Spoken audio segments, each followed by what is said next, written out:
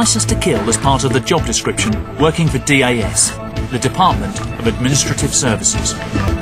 Basically, the secret police. The first thing I do in the morning is to make peace with God, because I never know if I'll be coming back to my apartment at the end of the day. Nor do a lot of Colombians. Around 70 are murdered every day. For decades, the country's been in the grip of left-wing guerrillas, right-wing paramilitaries and drug traffickers. Being a bodyguard here is unique. Politicians like Germán Vargas Lleras need protection.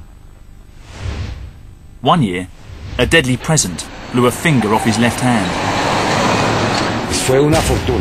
I was pretty lucky. Only 30% of the explosive in the letter bomb detonated. I was covered in blood. I dragged myself out of the room, and my bodyguards took me to the nearest hospital. Naturally, I lost a lot of blood, but if all the explosive had detonated, I wouldn't be alive today. Andreas is part of a team of 18 who rotate shifts to keep up a constant presence. I travel in the following car. I'm always ready to use my gun, so that if there's an attack, I can react within seconds. The first bullet has to hit the terrorist, not me. I only kill to protect me and my boss. The most important thing is that our cars drive so fast that other vehicles, whether cars or motorbikes, can't get past.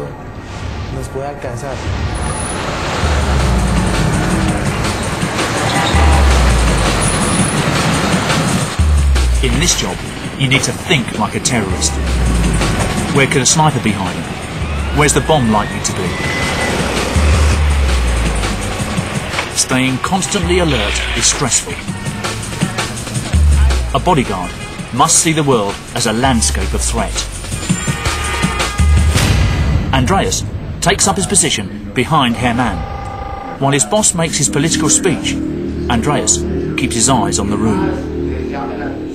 Germán is on the hit list, and Andreas too could be a target. The security services count their dead by the hundreds every year. Each new assignment brings new, unseen threats. The most difficult thing is being on tour. I'm worried because it's an unfamiliar city. And I also know that we can't protect ourselves from a car bomb.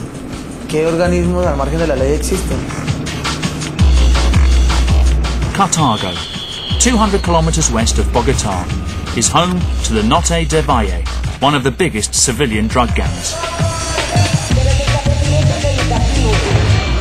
Murder and intimidation keep the gangs in control here.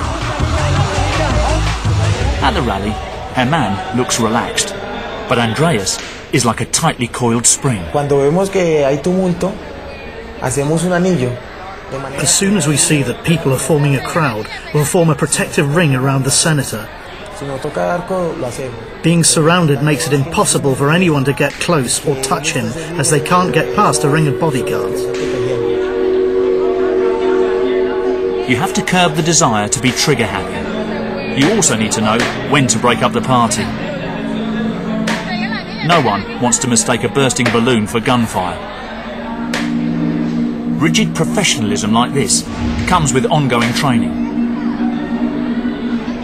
Every 6 months, Andreas takes a refresher course in protection techniques. I have to train regularly. To me, my gun is my friend, and I have to understand it so that it will save my life in an emergency.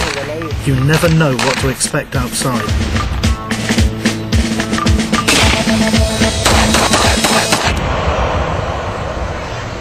Gangster movies may make this job seem chic, but the reality is long hours, constant pressure, and for some, a heavy conscience.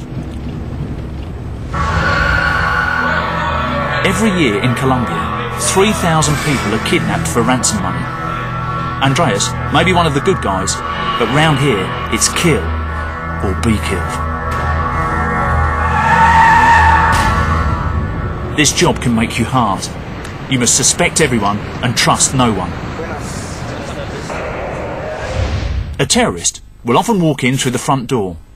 Before Herman's next public address, Andreas sweeps the building.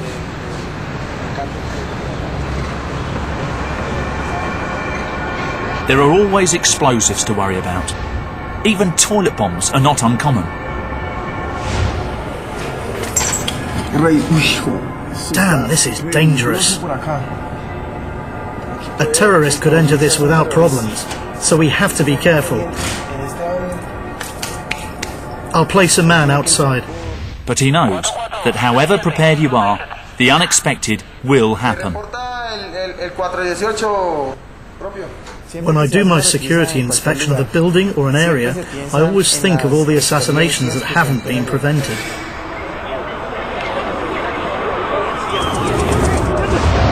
This was a bomb that killed 39 people and injured 200.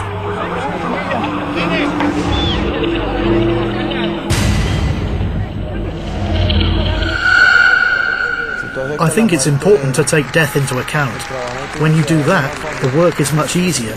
You have to keep moving forward. You never look back.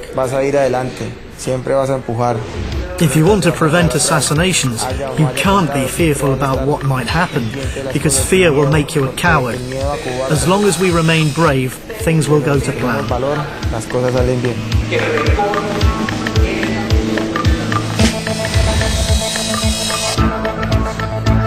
With a salary of around 4,000 euros a year, money is not why he does it.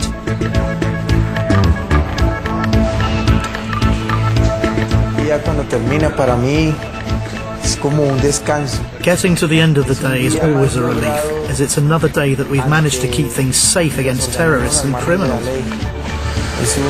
To me, it's like a trophy. Another day we've won.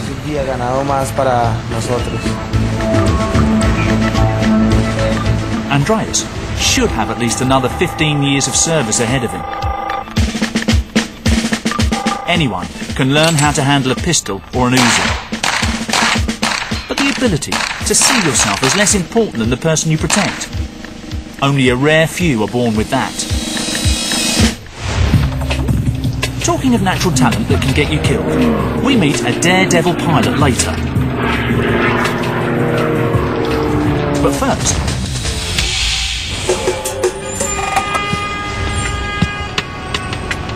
if you think a job in maintenance is a safe option, you haven't met John Hoff. Part carpenter, part steeplejack, he's a high-rise handyman, and he's a specialist. He installs and maintains water tanks. Sound a bit tame? Well, helping to keep 8 million New Yorkers clean, watered and fireproof is anything but ordinary. Next time you're on the streets of Manhattan, remember to look up. Pick any building above 7 stories tall and you might find John. Water that's piped from reservoirs 35 kilometres away doesn't have the pressure to go beyond the 6th floor. So, every high-rise needs a holding tank on the roof. They tend to be made of wood. Good old western cedar and not steel. There's a lot about New York that's old-fashioned. John's work ethic for starters. He installs 30 tanks every year and maintains 500. And he does it all unseen. Year-round in freezing and sweltering weather, up to 275 metres above ground.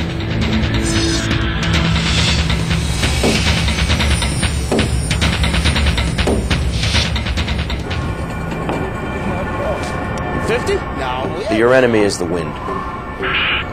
We're already used to the elements, cold, heat, rain, snow. But the wind is our enemy. The wind can make things uncontrollable. After 30 years, John takes home around 80,000 euros a year. But it was a passion that got him started. When you love what you do, it's easy to forget the dangers involved. I love wood.